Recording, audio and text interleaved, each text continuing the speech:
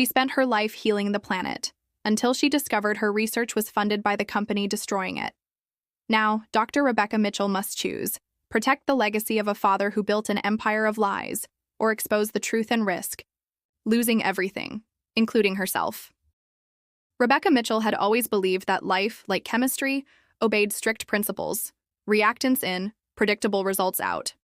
With a PhD in environmental chemistry and a professorship at Cambridge, her world was one of logic, order, and control. Yet on the night of the Global Sustainability Gala in London, her world began to crack, first subtly, then with the force of a seismic tremor. The gala was held in the Royal Albert Hall, glittering under golden chandeliers and awash in the polished confidence of industry titans and academic luminaries.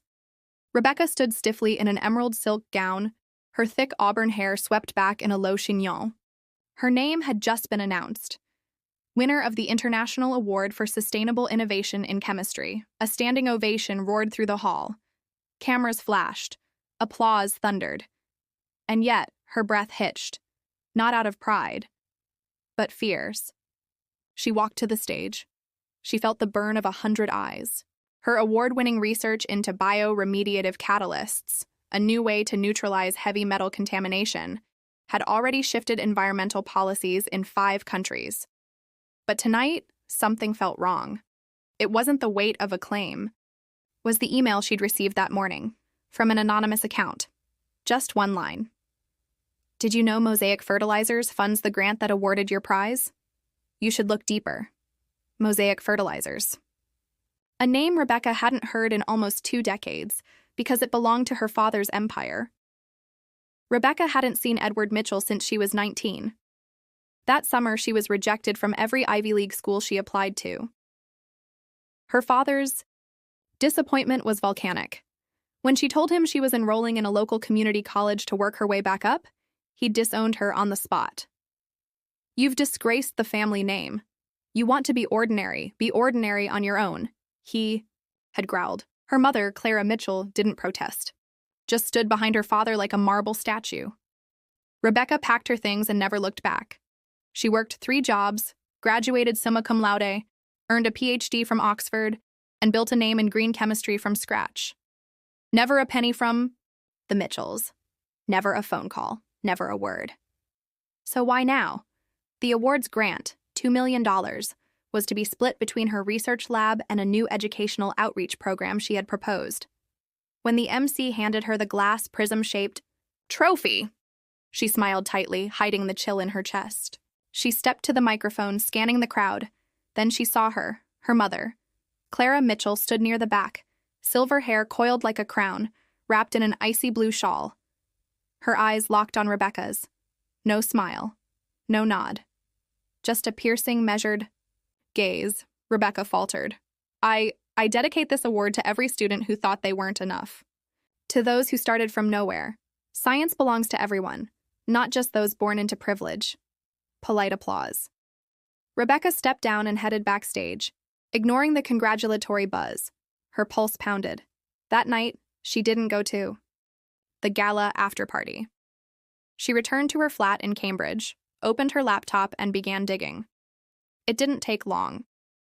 The Mosaic Foundation, officially registered in Luxembourg, had recently funded several green innovation initiatives, including the award she'd just won.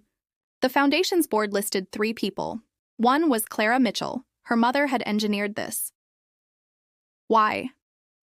The next morning, Rebecca stood in the courtyard of Pembroke College, watching early summer rain pattern the cobblestones.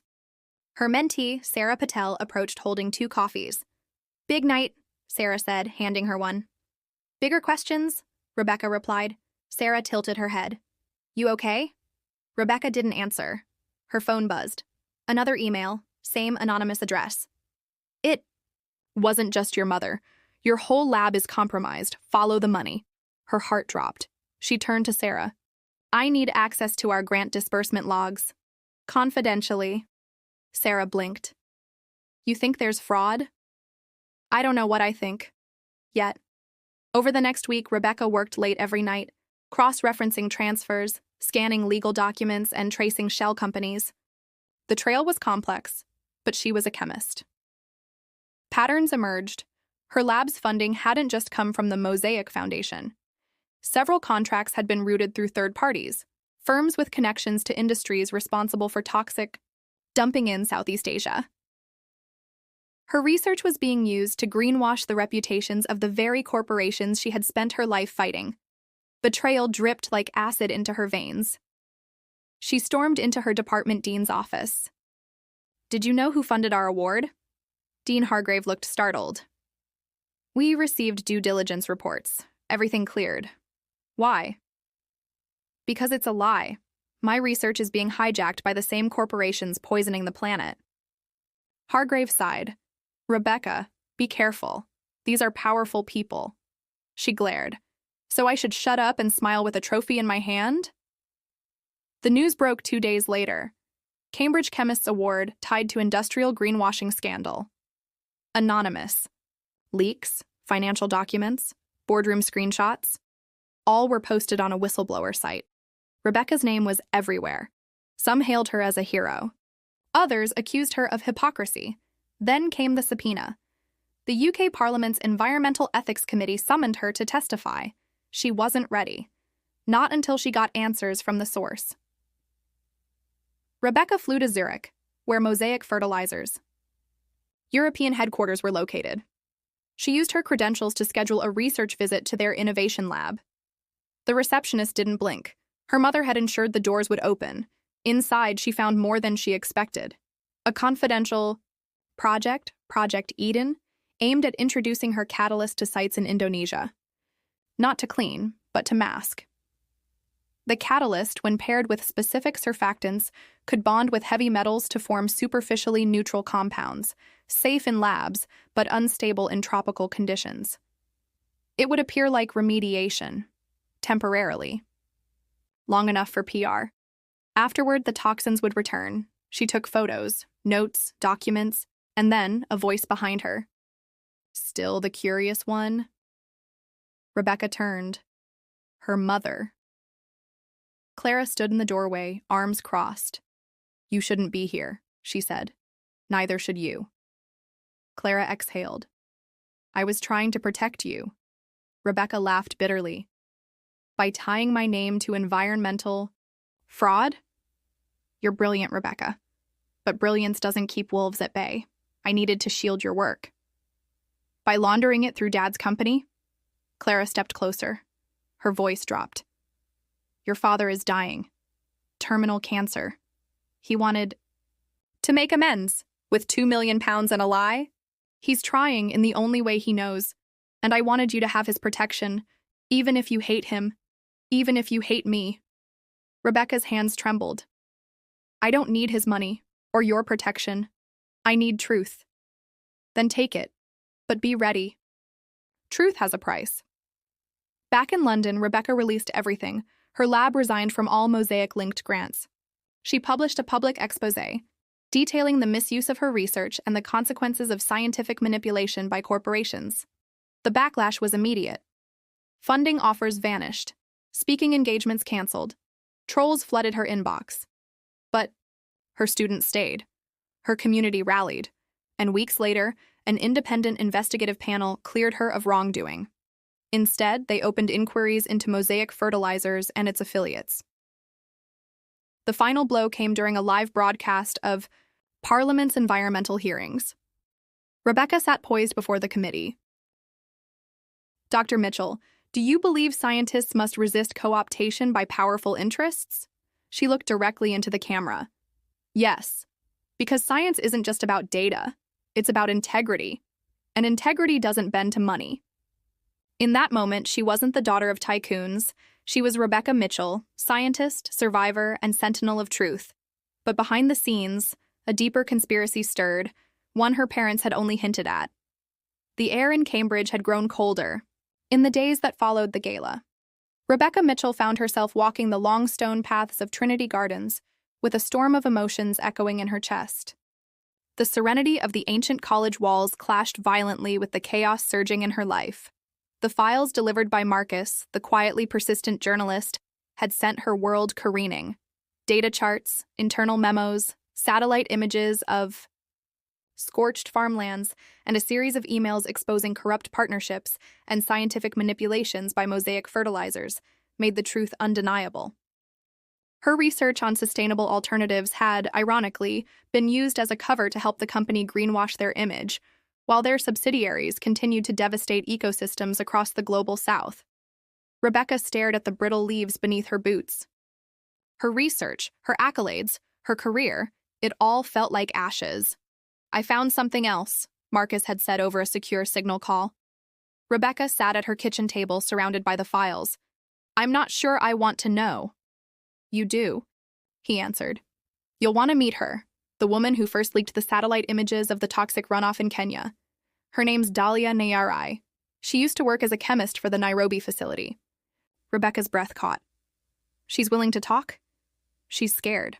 But when I mentioned your name, she hesitated. She respected your work until she saw how it was being used. She agreed to a meeting in Berlin. Quiet, off-grid." Rebecca leaned back. Berlin. Friday. The city was wrapped in a gray shawl of drizzle and cold. Rebecca entered the quiet corner cafe where Marcus had arranged the meeting. A woman sat in the back, wearing a dark scarf and sipping tea with tense hands. Her eyes, haunted yet resolute, met Rebecca's as she approached. "Dr. Mitchell," the woman said in a clipped accent. "I wasn't sure you'd come." "I had to." Dahlia took a long sip, her fingers trembling. "I lost 2 brothers. Both worked at the plant. They called it a lung infection. But it wasn't just them. Entire farming villages downstream are sick. The soil is dead. Children are being born with defects. And Mosaic keeps expanding." Rebecca listened silently, jaw clenched. "They used your model, the one for biological nitrate absorption. It's good science, but they never implemented it properly. They falsified deployment reports, redirected funds. It was all for the image. You were their shield." "I didn't know," Rebecca said. "Not until recently." "Then help me. Use your voice. You are their daughter. If you speak, people will listen." Those last words stung. Dahlia pulled out a flash drive. "This contains original water samples, audit reports, and whistleblower accounts from 3 continents. But it's not enough. We need someone with reach, credibility." Rebecca took the drive. "I'm not a journalist." "No, but you're a scientist. And the world still thinks you're clean." That night, Rebecca's Berlin hotel room was broken into. She returned from dinner to find her suitcase unzipped, papers disturbed, and her laptop gone. Nothing else was stolen, no signs of forced entry. It wasn't a robbery, it was a message. She called Marcus. "This is real," he said grimly. "You're not paranoid. Who would have the resources to follow me like this? Mosaic has private intelligence teams. Some are ex-military. Others work through proxies. They don't want you blowing this open." Rebecca paced. "I'm going public." "Not yet. They'll bury you in defamation lawsuits and destroy your career before the media finishes the first paragraph. You need something bigger." Back in England, Rebecca contacted Dr. Leanne Cooper, her longtime colleague and ethics expert at the University of Cambridge. In the dimly lit study of Cooper's home, she outlined everything: the grant, the false front, the connection to Mosaic, and the implications of her family's role. Leanne listened without interruption, then stood and pulled a dusty binder off her shelf. "You need to file what we call the Cambridge Protocol." Rebecca blinked. "I've never heard of it. It's rarely used, but it's our emergency academic protocol for suspected global misuse of scientific research.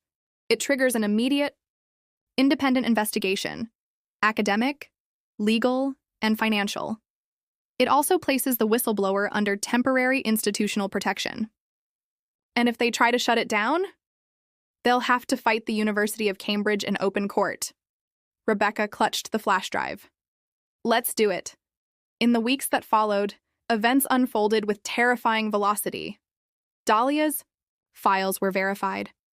Testimony from 2 other former Mosaic employees, smuggled out by Marcus, corroborated the systemic abuse. A mysterious data leak surfaced, a cache of private boardroom audio recordings between Mosaic executives and high-level government officials in Brazil, the Philippines, and Egypt. In one clip, a man's voice, calm, aristocratic, could be heard saying, "Environmental recovery is just optics. What matters is compliance, appearance, and agricultural dependency. If we engineer the need, we own the future." It was Rebecca's father, Lord Charles Mitchell. Rebecca sat down with the BBC for an exclusive on-camera interview. The studio was dim. The anchor asked the questions softly at first, probing, respectful. But the tension grew when the topic shifted to her father. "Dr. Mitchell, what would you say to critics who accuse you of benefiting from the very empire you now condemn?" "I'd say they're right." A long pause. "But that's not the end of the story. I didn't choose where I came from, but I choose where I stand. And I will not be silent while science is weaponized against the most vulnerable people on this planet." Within 48 hours, Mosaic Fertilizer's stock dropped 39%. Governments across Europe and East Africa suspended all partnerships.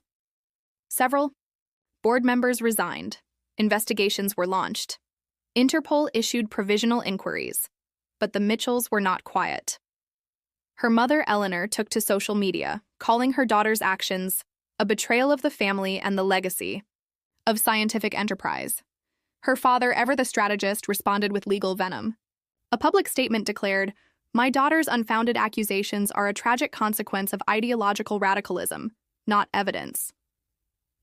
An invitation arrived in a black envelope. Embossed gold letters read, "Claridge's Hotel, private dinner. Family only." It was from her father. She went. The room was lavish. Candles flickered. Old servants greeted her with somber nods. Her father sat at the head of the table, his silver hair gleaming. "I thought you'd be in hiding," he said, pouring wine. "I'm not the one who should hide." He smiled. "You think you've burned me. You've only pruned the hedge. It'll grow back." Rebecca's eyes flared. "You lied to me.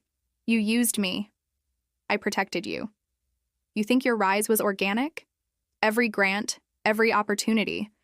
I made sure the right doors opened. Without us, you'd still be teaching high school, chemistry in Sussex." She stood. "Then I would have had my soul." "Do you know what it's like?" he said slowly. "To feed the world? To wield that kind of power?" "Yes," she said coldly. "It's like holding a loaded syringe to the planet's veins." She dropped the key to her childhood home on the table. "I'm not your legacy." Rebecca returned to Cambridge. The Mosaic Mirror, a term coined by journalists for the scandal, was now the face of a global reckoning. Academic institutions began auditing research funding. Governments re-examined agricultural policies. The UN launched a task force on scientific ethics. But Rebecca's name was both praised and attacked. One night, she sat alone in her lab. The microscope glowed softly. Beneath it, a simple soil sample from a Kenyan farm, alive again, full of natural nitrogen-fixing bacteria, using the very formula she had once hoped would heal the land. The future was still uncertain. Mosaic's fall would be long and brutal, and she knew her safety was fragile. But the mirror was cracked now. And once cracked, it could never reflect the same illusion again. The Palais des Nations stood as an austere monument of diplomacy, its towering windows reflecting a world trying desperately to negotiate with its conscience. Inside, amid a throng of journalists, scientists, and policymakers, Dr. Rebecca Mitchell took her place behind a podium bearing the emblem of the United Nations. Behind her was a presentation titled, "Science Without Chains: Restoring Global Trust in Environmental Ethics." A sea of eyes stared back, some supportive, others skeptical, and a few stone-cold with accusation. "My name is Dr. Rebecca Mitchell," she began, voice steady but laced with weariness. "I am a scientist, a researcher, and yes, the daughter of Lord Charles Mitchell, founder of Mosaic Fertilizers." Gasps rippled through the room. "I have spent the past year uncovering the extent of damage caused not only by this corporation, but by a culture of institutionalized deceit that uses science not to heal but to exploit." She took a breath. "Today, I'm submitting over 2,000 verified documents, including environmental impact data, whistleblower testimonies, and covert audio logs, all proving a systematic abuse of scientific research for global gain at the facade's Cost of millions of lives. Cameras flashed. Fingers flew across tablets. I am not here for vengeance, she added. I am here for accountability. The international storm that followed was unlike anything Rebecca had imagined. Though she had university protection and public sympathy, Mosaic's lawyers moved swiftly and ruthlessly. She was accused of corporate sabotage, breaching confidentiality, and intellectual theft. Troll armies online labeled her a traitor, a self-righteous academic, even a climate cultist. Someone leaked her emails.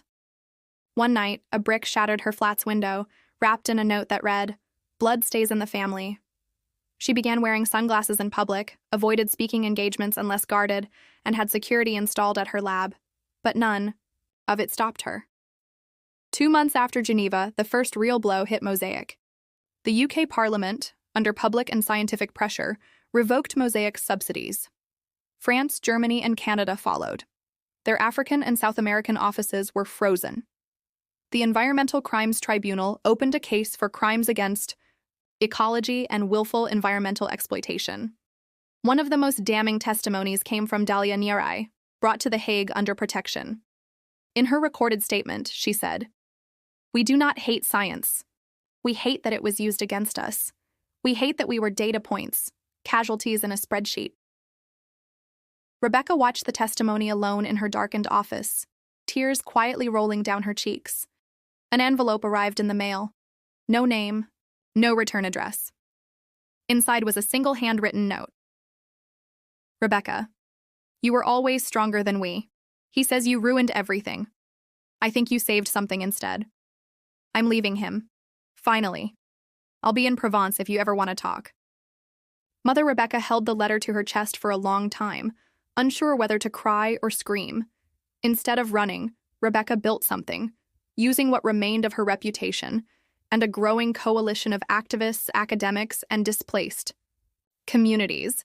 She launched the Palmer-Mitchell Initiative, named not after her family, but after her maternal grandmother, Dr. Grace Palmer, a botanist and early conservationist. The initiative focused on independent verification of research funding across universities, ethical deployment of biotech in rural agriculture, legal support for communities harmed by industrial environmental abuse, youth scholarships for future scientists from the Global South. Its motto, "Science belongs to all, not to power." Lord Charles Mitchell didn't go to prison. He didn't flee either. Instead, he appeared on global news outlets claiming victimhood, calling it a smear campaign orchestrated by environmental extremists and his own daughter's emotional instability. He published a memoir titled Seeds of Empire: My Battle for Global Agriculture that sold millions. Yet behind the bravado, he had lost everything that mattered. The board expelled him. His empire was fractured. He lived under guarded estate walls, haunted by headlines. Rebecca never visited, not even when he was diagnosed with aggressive lymphoma and hospitalized in isolation. When he died, he left everything to a foundation meant to restore public trust in agribusiness. Rebecca declined the inheritance. 1 year later, Rebecca returned to the grand estate for the first time in over a decade, not for reconciliation, but for closure. The house was cold, every room sterile with absence. She walked through the corridors of her childhood, now hollow with echoes. In her father's study, untouched since his arrest, she found it, the mosaic mirror, a massive installation crafted from mineral-laced glass meant to symbolize the reflection of progress. But it had always unsettled her. She stared into it now, not at her reflection, but at what lay behind it. She reached forward and touched it. It cracked, just once, a single hairline fracture running down the middle, barely visible, but permanent. She smiled. In a TED Talk streamed to millions, Rebecca stood on a minimalist stage. No slides, no graphs, just her voice. People ask me if I regret it. The betrayals, the lawsuits, the danger, and I say yes. I regret not doing it sooner. I was complicit once, not by action, but by silence. I let legacy and comfort shield me from the screams beneath the soil. But silence fertilizes corruption. And legacy is nothing if it's built on suffering. We must tear down these mirrors, these illusions, and replace them with windows. So we can see each other Science is not neutral. It is a tool, and it's time we take it back from the few, so it can serve the many. The room erupted in a standing ovation, but Rebecca didn't balk. She bowed her head and walked offstage. A year later, under a bright Kenyan sky, Rebecca knelt in the soft, restored soil of a reclaimed farming village. Around her, children laughed. Farmers worked with compost and biopesticides, and small greenhouses brimmed with life. Dahlia stood beside her, beaming. "We never thought we'd see this day." Rebecca placed her hand on the earth. "Neither did I." The land had healed, not completely, not forever, but it was a beginning. And sometimes a beginning is the most powerful thing of all.